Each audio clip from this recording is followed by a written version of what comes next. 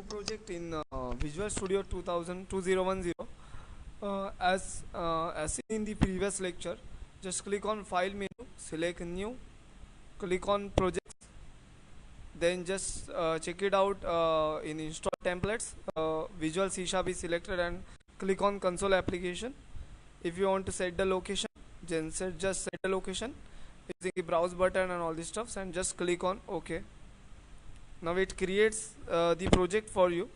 Okay, after creating the project, if you are observing, there is no window is present on right hand side. Okay, if you are just checking view menu, so in view menu you are getting one option, that is Solution Explorer window, and its shortcut key is Ctrl plus W or S. If you click on that, you are getting the Solution Explorer window on right hand side, on right hand top right corner of this screen. Okay, by default this window is set to auto hide, but you can dock it to the side of the screen by clicking on the pin icon when it is visible. See, this is right now auto hide. If I click on this pin, it is fixed over here. The Solution Explorer window shares space with other windows. It is totally depend on case to case. Here right now we are getting only the Solution Explorer window, because from view menu we are selecting only the Solution Explorer window. Right now I am click on class view. If I click on the class view, though after clicking on the class view, this Solution Explorer window share the space with the class view. Now, right now you are getting the both of these window with all nodes expanded. If you observe the class view and Solution Explorer window, both are the windows you are getting, it is expanded. See, I just click here over here, it shows the total details of console application, means what are the classes are present in the console application and all these stuffs. Okay, right now I'm back to the Solution Explorer window. The Solution Explorer view shows the file that make up the console application one project. The file to which you added the code is program.cs, is shown along with the another code, that is if you click on the properties, you are getting the assembly info.cs file, and there are several references are also available, which is essential to write the code as seen before.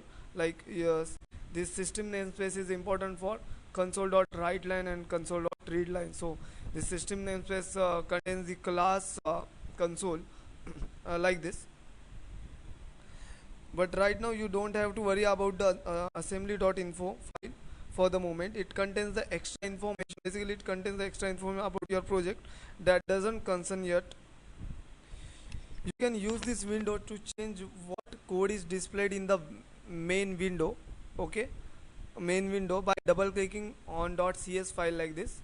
If I double click the .cs file, you are getting the code on the main window, or you just right click on that, choose view code or press F7. So using that you are able to edit the code in the main window. Even you want to rename the file, just click on just right click on that, just choose rename and put the name whatever.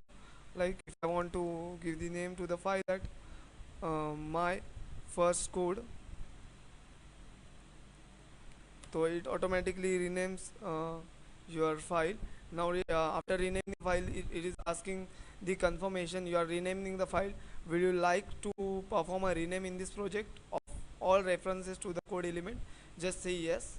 So after clicking on yes, you are getting the change, this and the rename change else everywhere, like on the top of the window, that is my first, which replace program.cs to my first code .cs like this. Okay, and there are so many there are other files references on in the references. This folder contains the all essential references for your project like system, as we discussed before. So that is only the use of Solution Explorer window. Thank you very much.